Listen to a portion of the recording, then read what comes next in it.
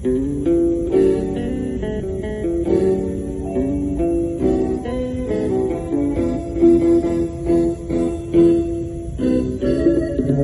រំហើយបងអើយខ្យល់បងពីជើងក្រមុំភូមិយើងគេរៀបការច្រើនគ្នាហើយអូនដឹងព្រឺព្រួយចង់បានបងគៀងកាតែបងប្រងើបងមិនយល់បំណងអូនសឹងអូនសួរច្រើនដងបងថាចាំដល់ជ្រុតហើយទ្រាំមិនបានឡើយបើបងមិនគិតចូលស្ដីនែមថ្លៃដឹងទេអូនរងាដឹងឆ្អឹងខ្នងបើមិនបានបងអូនក៏មិនតន់បាត់រងាបងអើយមើលនឹងការគោជ្រុះធ្លាក់ពេញដីអូនឈរអោបដៃរងចាំថ្ងៃរៀបការយើងបងកុំឲ្យហួងរដូវខ្យល់បងពីជើងចាំភូមិយើងចូលចិនរៀបការកូនខែនេះ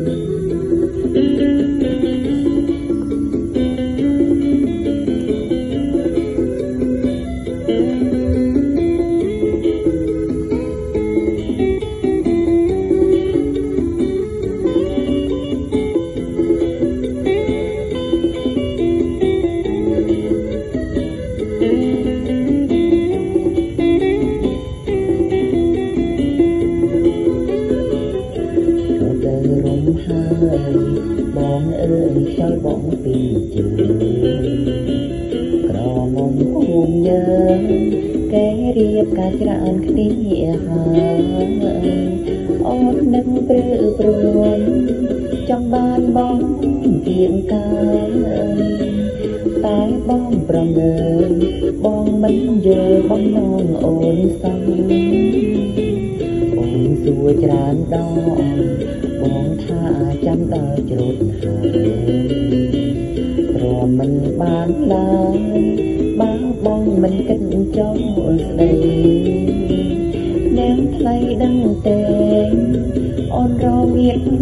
អឹងខ្នងបើមិនបានបង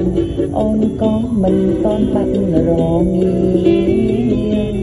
បងអើយមើលនោះការគោជ្រុះធ្លាក់ពេញដីអូនឈរអោបដៃរងចាំថ្ងៃរៀបការយើងបងកុំឲ្យហួងរដូវខ្យល់បងពីជើងចាំភូមិយើងចូលចិនរៀបការកូនខែនេះចាំភូមិយើងចូលចិនរៀបការកូនខែនេះ